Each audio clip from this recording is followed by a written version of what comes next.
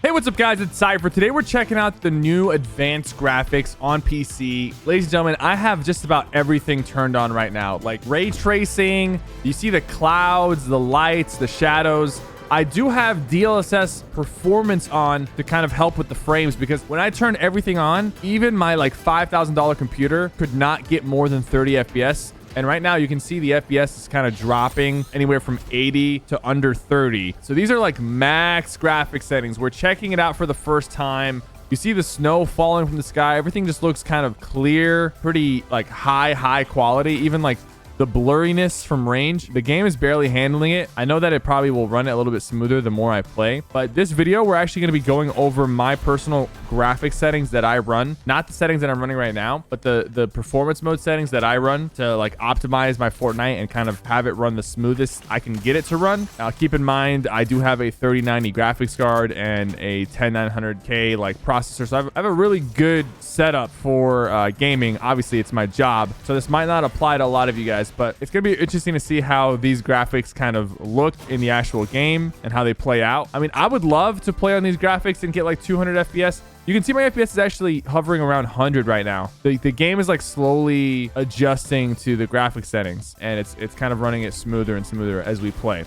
I want to thank Core for sponsoring today's video. You might be wondering, what is Core? Core is an endless universe of games to play and worlds to explore, designed by a global community of creators. It's an accessible game construction kit and a game playing platform powered by Unreal Engine, the same engine that powers Fortnite. It doesn't require any coding or art skills to get started, and it's free. Core has a ton of games in your favorite genres, from FPS shooters, simulations, RPGs, you name it. Currently, there are over 20,000 games to play, and there's brand new games that get published every day for you to build, battle, and explore. Also, right now, you can compete to win $25,000 this month in the Core Summer Games Jam. You can download Core using the link in the description down below and visit summerjam.coregames.com to learn more about their $25,000 competition.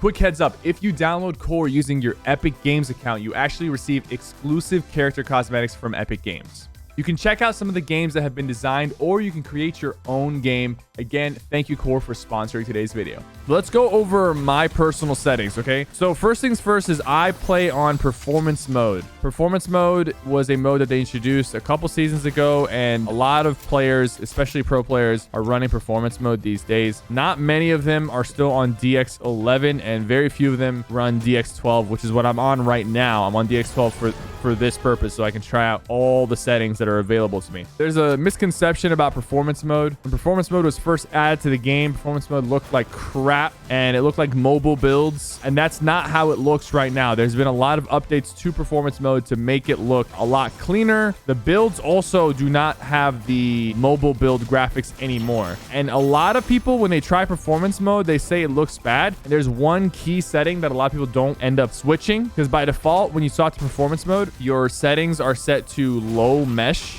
but you want to swap that from low mesh to high mesh quality. If you do that, your performance mode will look a lot better. It will look like DX11 for the most part. It will make your game run smoother. And on high mesh, the builds look fine, in my opinion. They don't look too crazy. They kind of look very similar to the ones that I have right now in DX12, just a little bit more simpler, and the effects are a lot more toned down. If you have a computer and you don't really get great FPS, performance mode is the way to go. I know console players don't have performance mode. That's kind of like a hot topic. A lot of console players complain about the lack of performance mode. I know Nintendo Switch now has a performance mode to kind of help with their FPS. So hopefully they figure out a way to give console performance mode. By the way, my aim is going to be really bad in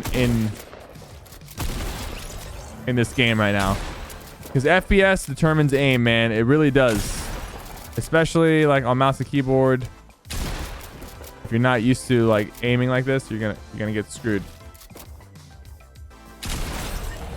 This guy's kind of a legend. But yeah, like, could Epic introduce a performance mode for console? I think they could, because console still has shadows turned on by default. Like, you can't turn off shadows on console, for example. That also could be out of Epic's hands, because sometimes console actually requires a minimum graphics and they don't give developers the full control over the graphics settings. I'm not 100% sure if this is true, but this is something that I've read multiple times over the years, back when I used to play For Honor, that the consoles, Sony and Microsoft, they do have stricter rules about graphics settings and what kind of graphics can be turned on and off. And there's like a kind of a minimum requirement sometimes for certain things. Because Epic, we've seen Epic do all kinds of different settings and performance mode, the ability to turn off shadows, turn off motion blur, all that stuff. But we haven't seen that ever come to console. And I feel like Epic would want to give consoles those options if they could. Let's talk about another setting, right? I run performance mode, high meshes. I have all my graphics quality set to low. The only thing I have set to a little bit higher than low is my view distance. For a long time, everybody ran a maximum view distance because people thought that view distance determined how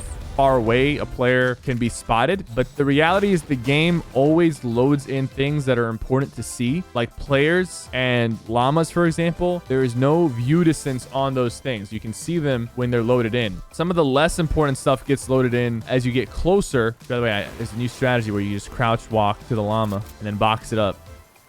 You don't have to have it run away from you. You can just crouch walk and then box it. Let's do this. Okay, so like I was saying, view distance, I used to have it on maximum, thinking that it was helping me see things from further. The reality is you don't need to have it on maximum. You can literally have it closer and it's not going to make as big of a difference. You will still see players and important things like llamas at whatever range you need to see them.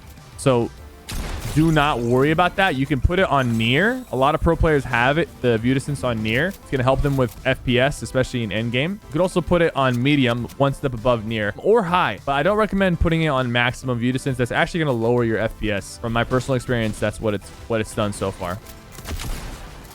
All right. So like I said, I don't have... It's hard. It's really hard to track players when your FPS is kind of shaky. I'm still doing pretty decent, all things considered.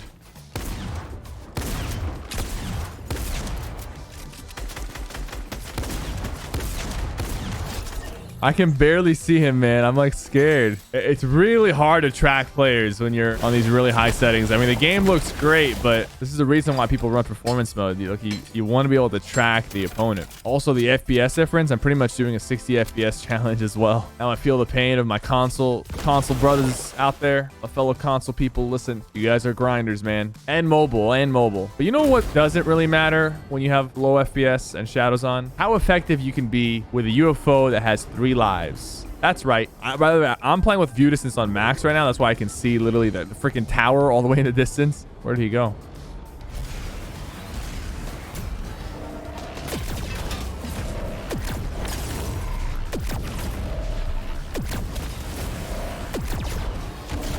I'm breaking my thing on purpose. Oh, it only had 1 life left.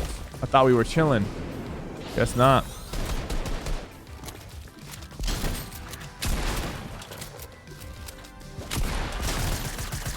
I can't be hitting for 50s, man.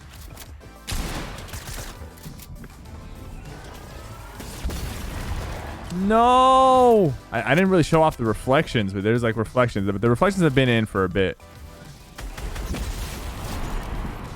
The shadows, man, it makes it hard to track them. I borrowed console aim assist with these settings. Holy frames, bro. Just... He's insane. Whoa! I lose to these guys, to be honest with you. I don't think I make it out. I could totally use this loot right here. You know what else I could use? The UFO, baby.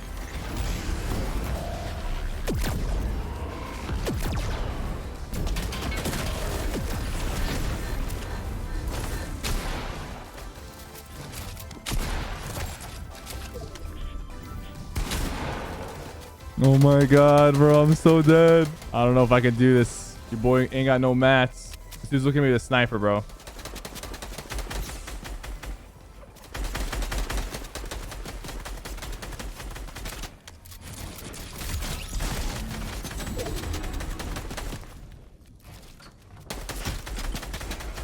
No!